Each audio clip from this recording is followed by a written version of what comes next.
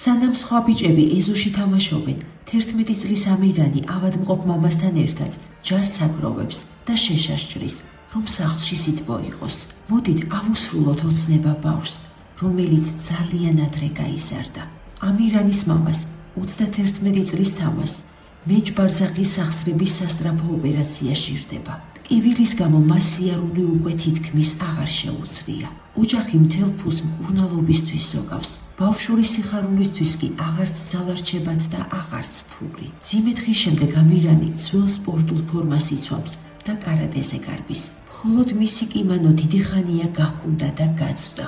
დამცავები დაუსკდა, ბოტასები კი თითქმის დაეშალა. ის არ ითხოვს ტელეფონს, ან ძვირად ღირებულ სათამაშოებს. ამ ბავშვის ოცნებაა, უბრალოდ გააგრძელოს საყვარელ სპორტზე სიარული.